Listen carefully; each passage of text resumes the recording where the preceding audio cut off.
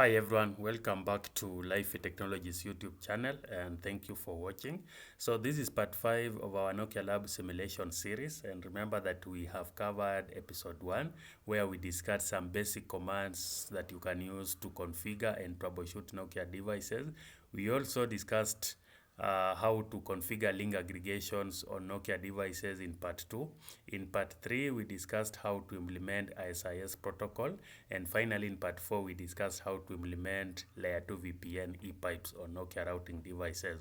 So if you haven't watched the 4 episodes, you can check them on our channel. And please, if you also have not subscribed to our channel, kindly click that subscribe button and stay tuned for more upcoming videos. So in this episode, we are focusing on how to implement BGP on Nokia routing devices. We know BGP stands for Border Gateway Protocol, and it's a very common networking protocol that is used almost on all service provider and enterprise networks. So this lab will be focusing on how to implement BGP on Nokia routing devices. So you can see that this is the topology. We have two autonomous system numbers. We have a 65500 and we have 65501. So we'll be configuring both IBGP, the internal BGP. That one means that we are configuring BGP peering session between routers within the same autonomous system, and we'll also be configuring EBGP or external BGP peering session between routers in different autonomous systems. So in a 65500, we have two routers. We have R1 and R2. They are connected using Ethernet 1, and then R2 connects to R1, connects to R3, that is in a 65501. And then we have a connection between R3 and R4 in a 65501. So the IP planning is indicated on the topology. And we also have the system IPs or the loopback IP that we'll be configuring on these four routers. So the key concept that we'll be covering, the first step will be we need to configure ports. We have discussed it before in our previous episodes. If you still not familiar on how to configure ports on Nokia, you can check them out. We also need to configure interfaces. So we need to configure interfaces on these routers and assign IP addresses, and also assign IP address on the system IPs, on the system interfaces that we'll be using as our router IDs. And then we also need to configure ISIS. So in a 65500 and a 65501, we'll be configuring ISIS as our IGP. Remember, we also have a separate video that discusses how to implement ISIS on Nokia routing devices. And then we need to configure BGP groups. So BGP groups basically help us to reduce the number of repetitive commands that we need to configure on these routers. And then our final bit will be implementing IBGP within the autonomous system and EBGP between different autonomous systems. So I'm logged into the routers. And as usual, the first thing that we need to do, let me try to put the topology side by side. The first thing that we need to do is to configure the ports. So in this lab, we are now starting to use some good shortcut that we can use when we are using secure CRT. So we can create a button down here. You can see down here we have a button to configure, to do the port configurations. So these are the port configurations that we need to apply to the routers. But before we do port configuration, the first step will be to configure system name on all the routers.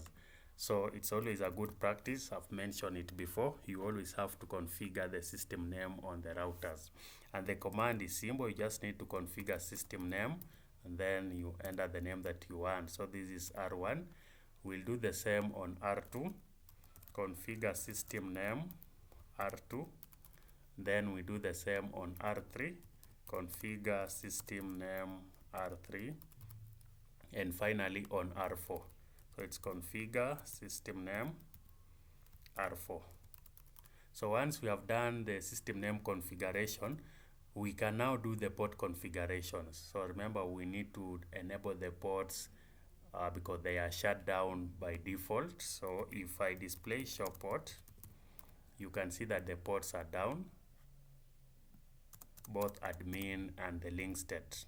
They are all down.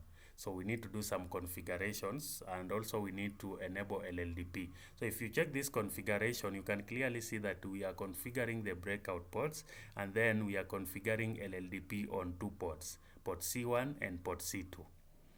So I just chose to configure C1 and C2, although on R1 and R4 we only need 1 port, which is C1. So with this button, we are able to configure these routers. We don't need to type the configuration or paste.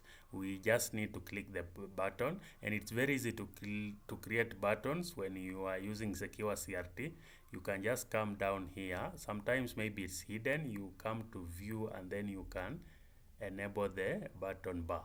So once you have enabled it, you can click down here and create a new button, and then you need to enter the configurations. So many times you need to add this \R, which means it will press enter once it ends one line of the commands. So you always need to add \R on your scripts. So with this in place, I just need to click port configuration, and you can see it has applied on R1. I'll do to R2. Of course, you can also use same button to apply configuration on multiple routers, but this one will just do it simple way. So I will configure R3, and then R4 I will do the same. Click the button and it apply the configuration. So I will exit. On R1, we can show port. Let me expand this. I can hide the topology a bit. So if I run show port on this one, you can see that we have 2 ports that are up. We can show system LLDP neighbor. We have 1 port that is up to R1. This is to R2. On R2, we expect 2 ports to be up. So show system LLDP neighbor, we have 2 ports that are up, 1 to R1 and R3. On R3, we can do the same, show system LLDP neighbor, 2 ports are up. On R4, show system LLDP neighbor, same, we have 1 port that is connecting to R3 that is up. So with this in place, we can now move to the second stage of configuration. And the next stage is to configure interfaces on the routers. So remember, we have the system interface, so we also need to configure an IP address on the system interface.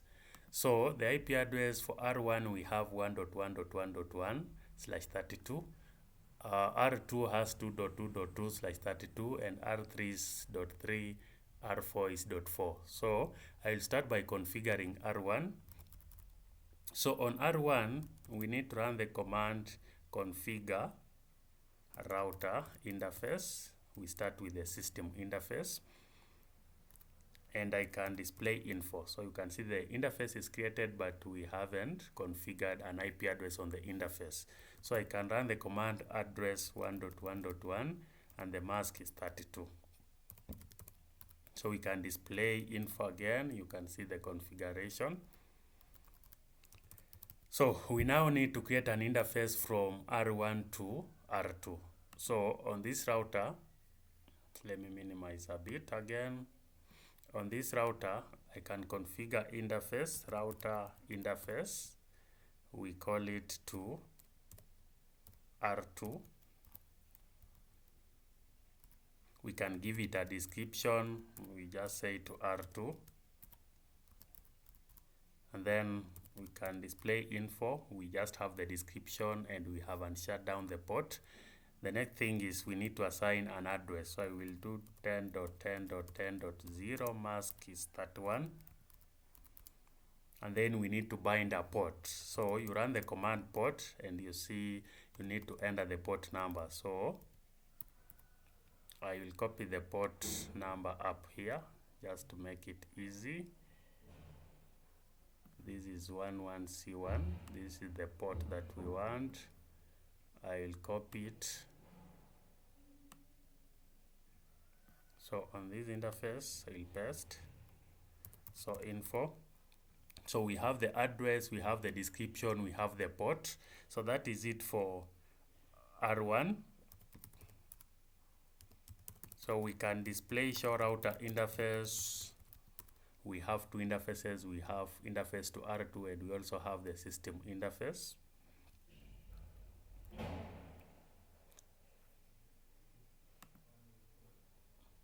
Another thing that we can do,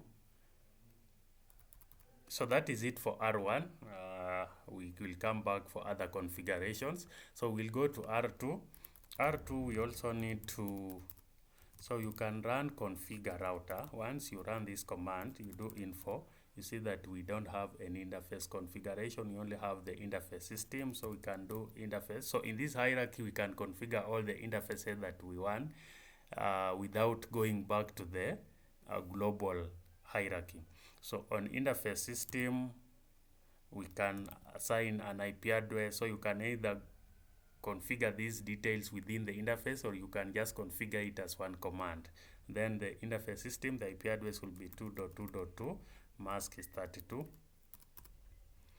And then we also need to configure interface to R1 and to R3. So I will run interface to R1. We have interface to R1. We need to, first we can give it a description to R1. With the description, can do info to see what we have. We can assign IP address of 10.10.10.1, mask is 31. Info again. Then we can bind the port. So you run the command port, it's 11C1, that is the port, info. So I can exit, display info. You have the interface to R1 and interface to the system interface. So we can configure our second interface to R3. You can give it a description to R3. After the description, we can bind the port. So this port will be C2.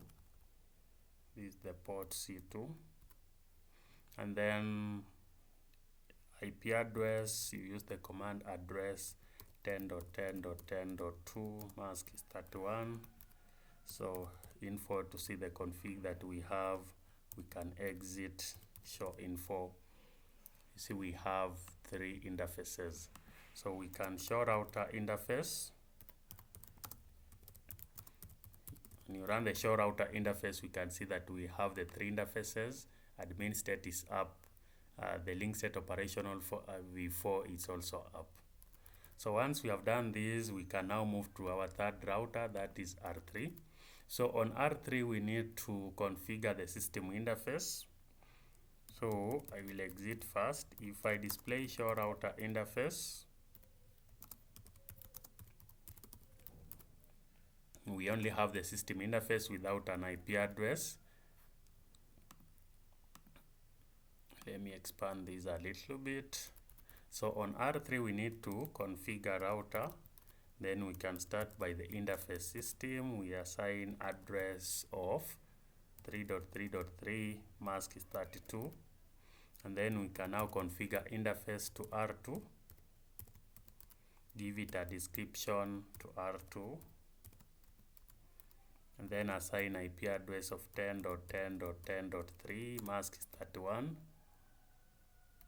It should be. And then port, same port. Exit, info. We can show router interface. On R3, we still need to configure an interface to R4. So we'll run the command interface to R4. Description to R4. And then from here, we need to assign an IP address of 10.10.10.4. Mask is 31. Info, we need to bind the port. We do bind the port, that is C2. Info again. So we have all the configuration. If I run info now, we have the 2 interface and a system interface with the IP address as per the planning. So the next router to configure is R4. So if I run show router interface, we don't expect to have interface details. The system interface is there, but it's down. So I need to configure router. Then I will do interface system address. It's 4.4.4. We need the mask.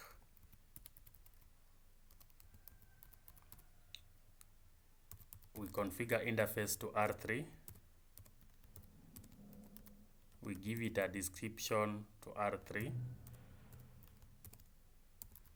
an address of 10.10.10.5, mask is 31. Oh, mask is 31, yes. And then we can bind the port. Exit, info, we have the interfaces, exit. Let's see if we can ping the connected interface. Ping 10.10.10.4. We are able to ping on R1. Let's try. On R1 we have an IP address of 10.10.0, so we need to ping 10.10.10.1. We are able to ping. Exit. On R2 we can ping 10.10.10.0, which is on R1, and then we can ping 10.10.3. So we have connectivity between different routers. We now need to implement our IGP protocol. So I've mentioned that we are using ISIS in different autonomous systems. So we'll start by configuring ISIS protocol in 65500. So one thing we can do, instead of configuring the router ID in every ISIS process, we can configure the router ID globally. So we can run the command configure router ID, and then on R1 it will be 1.1.1. Let me see.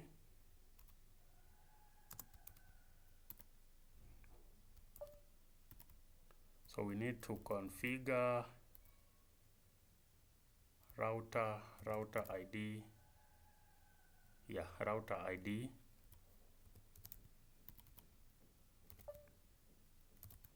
It will be 1.1.1.1. And then we need, that is it for ISIS configuration. We just configure the router ID that will be used for both ISIS and BGP. And then the next step of our configuration is now to create an ISIS process. So we can configure ISIS, router ISIS. We call it process 10. You can give more details, or we can just go into it. If you display info, you realize that it's shut down. So you need to no shut down info, so it's now not shut down. And then we also need to configure the area ID. So area ID will be 49.0010. If you haven't configured the route ID, you can still configure router ID here if you want to. Run info, you have these details. For the level capability, we'll configure them as level 2. So you can see that we have different levels. This one will be level 2. You can run info. So of course, we know that if you don't configure the level 1, 2 is always the default. So you can change the levels as per the design. So once we have configured our SIS, we now need to enable it on the interfaces. So for the interface configuration, we just need to run interface system. If you go info, no shutdown, that is okay. We can interface, we have another interface to R2. You can display info, it's not shut down. You can configure the interface type. So we will configure the capability to level 2.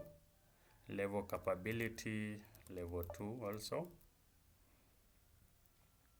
Exit info. So we have ISIS configuration. The two interfaces have been enabled. We can show router ISIS interface. We need to specify the process, or we can use the all command. So we have two interfaces there. For interface system, we can also configure it to be level 2, or we can just leave it depending on how we have planned our network. You can configure the metrics. So this is for R1. We can configure R2. So R2, we are doing the same. Let's configure the router ID. Configure router ID 2.2.2. And then we can configure router ISIS10 info. We need to now shut down the process, and then router ID 2.2.2 can configure the area ID of 49.0010. Then level capability will be level 2 info. We can enable the interfaces. So interface system, that is it, info, exit. Then interface, we have one interface. We need to enable the interface to R1 info, level capability level 2 info, exit, info again to verify the configuration. So if we run show router ISIS10 interface, we have the interfaces enabled. We have system 1, the system interface, and through R1 we can show router ISIS all adjacency. So you can see that our adjacency is up. We have an adjacency that is already up. So show router SIS adjacency, all adjacency. We have an adjacency. You can show details. It will tell you that it has been up for 45 seconds and many other details. Let's see show router ISIS 10 route. So we have learned the loopback address. Let's try to ping from R2. We try to ping 1.1.1. We are able to ping. So the ISIS configuration in a 65500 is okay. On R1, we can verify that our ISIS is okay. Show router ISIS all adjacency. We have the adjacency. Show router ISIS interface, ISIS 10 interface. We have it there. Show router ISIS 10 route. We have the route. So we can try to ping the loopback IP. We are able to ping from R1 to R2. So that is it for ISIS configuration in a 65500. We also need to do similar configuration in a 65501. So I will log into R3. R3, we are already in the router configuration mode. If I do info, we are there. So at the same hierarchy, we need to configure the router ID. Router ID of 3.3.3, and then we can run ISIS 10, no shutdown, network. We need the area ID of 49.0010. We can configure the level capability to be level 2 info. Can configure the router ID also 3.3.3 info again. You see the configurations, and then we need to enable the interface. So interface system exit. We can also do interface to, we need interface to R4. Level capability level 2. That is it. You can display info, exit, info. So these are the configuration that we need on R3. So we can show router ISIS interface, ISIS 10 interface. we are okay. So on R4 we do the configuration for SIS. So it's configure router ID of 4.4.4. Configure router for SIS can be in the configure router hierarchy. We'll run SIS 10 router ID 4.4.4, and we need to configure the area ID 49. So if you missed the other class of implementing SIS, you can also check it. It's a more clear lab on how to implement SIS on Nokia routing devices, but the configuration that we did from the other lab are the same. Area ID 4900, we can configure the level capability to level 2 info, and then we need to now shut down the SIS process just to verify info again. So we can do interface system, that is okay, exit interface to another interface, it's to, sorry for the typo, to R3 info. Level capability, we set it to level 2 info. So these are the SIS configuration on R4. We can verify our SIS adjacency, show router, SIS all adjacency. We have an SIS adjacency app on R3. We can do the same. Show router, SIS all adjacency. So adjacency is app, show router, SIS 10 routes. We have the routes. We are able to ping 4.4.4. That is okay. On R3, R4, show router, SIS, all routes. We have the routes, we should be able to ping 3.3.3.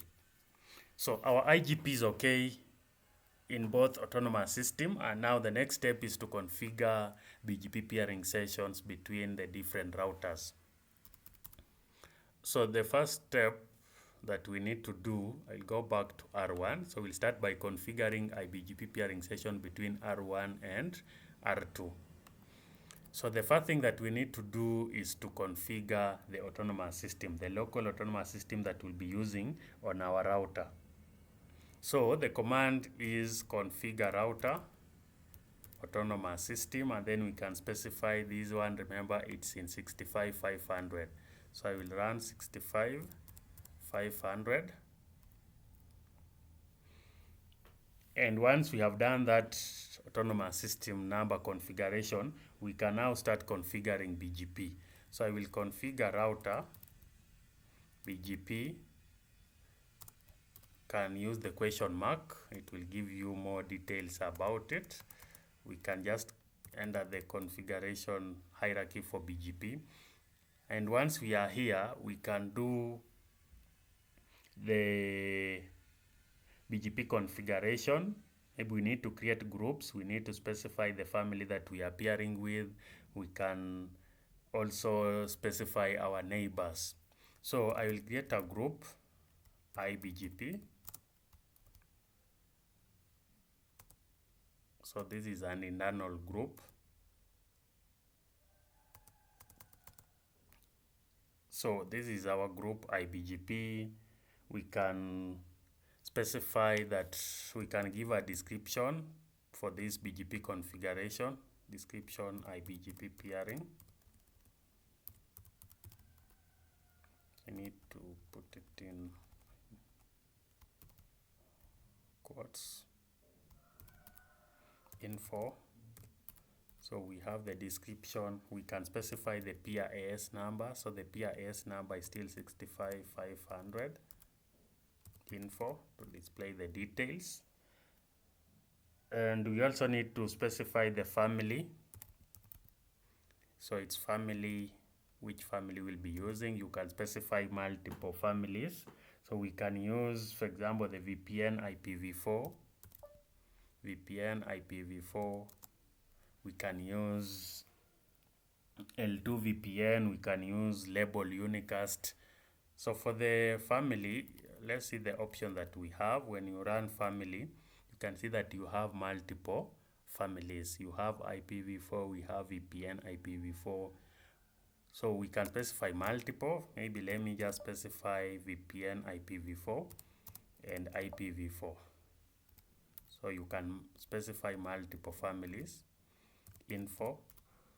So once you have specified these details, we can move to the second stage of now specifying the neighbor. So we can configure neighbor, and then we specify the loopback IP of router 2, which was 2.2.2. And then you can also give a description, peering to, let me put in quote, peering to R2. So info, exit, and then info. So we have the configurations ready on R1. If I run show BGP summary, show router BGP, no, typo, show router BGP summary, you can see that we have one BGP peering session and the current status is active.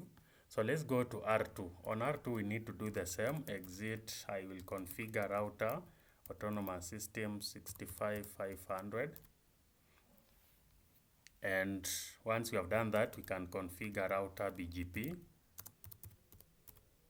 Info, we can run group IBGP, give it a description of IBGP peering. So on this router, you can create 2 groups. Then info, you can specify the peer as of 65. This is 65500 info. And then we need to specify the family. Family, I've said you can specify multiple families, VPN v4, IPv4, info. Then we need to specify the neighbor command. We are configuring neighboring relationship to 1.1. You can even give the description here, peering to R1 info. So these are the configuration that we have. Let's show router BGP summary. So before you saw that our peering relationship was inactive. When we run the same command, you can see that now our peering relationship is established, but we are not getting any route. So in the upcoming sessions, we can discuss how you get routes into BGP or Nokia routing devices. But you can see that our peering session is up.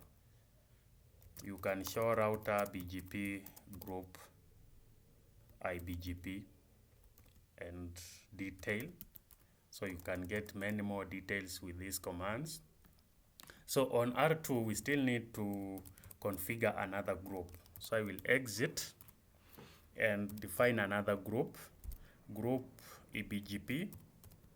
Description, this one will be EBGP peering. Info, and then we need to specify the peer as, this is 65501. A VPN family, the family we can specify VPN v4 also, and IPv4 info.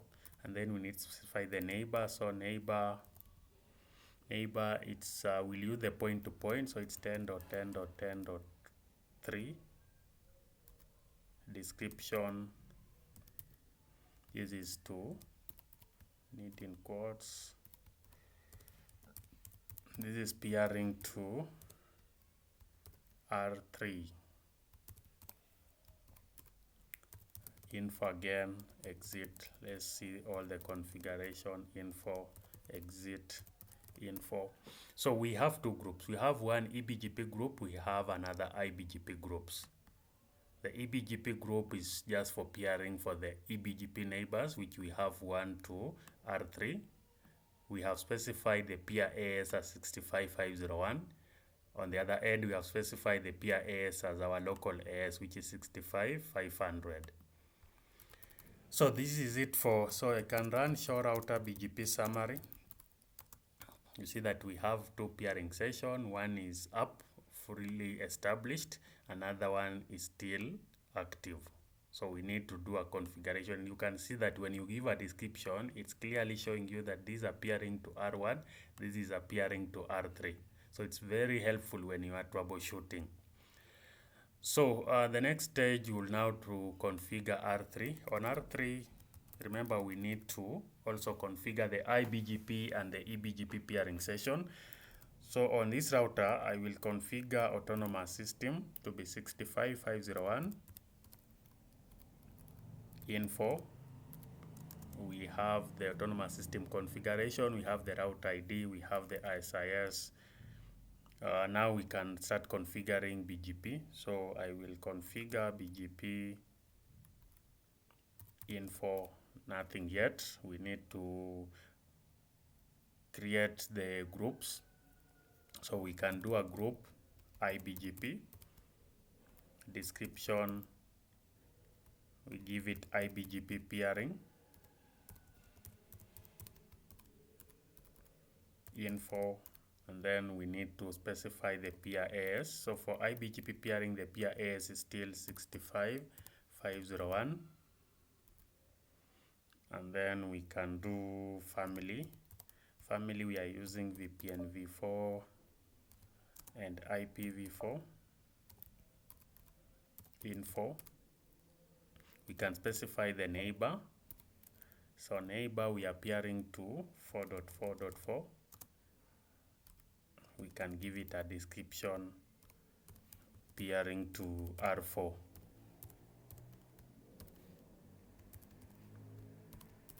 Info, exit, info again for the group. So we have the BGP, IBGP peering group, it's up.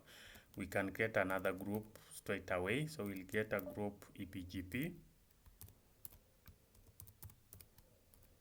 So for group EBGP, we'll give it a description of EBGP peering.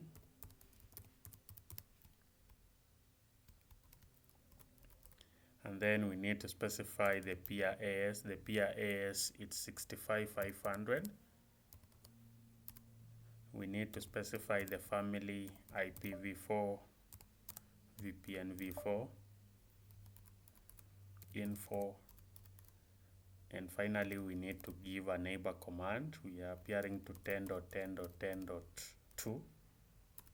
Description, we give it a description of peering to R2.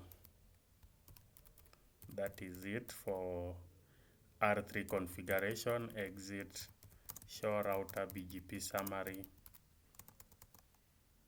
This is still active. This is 4.4. We haven't configured this, but you can see our EBGP peering session is currently up. We can show BGP group EBGP summary. So with this, you can see that we get more detail.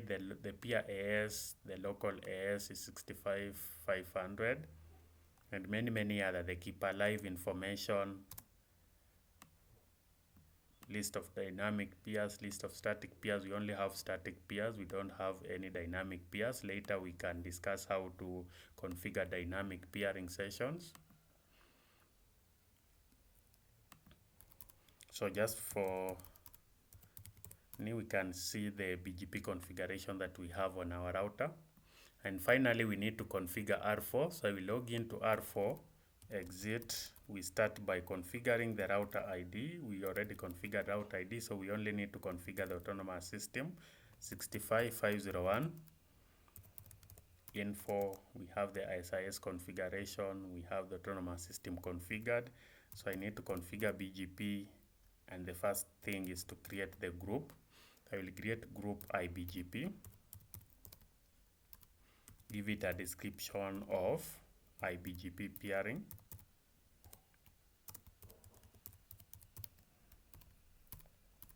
and then we can configure the family IPv4 VPN v4, and we can configure the peer AS65501 info. To verify again, we now specify the neighbor of 3.3.3 and give it a description of peering to R3. That is it. Info, exit, info again. These are the group configuration. Exit, we can see the BGP configurations. So that is IBGP configurations between R3 and R4.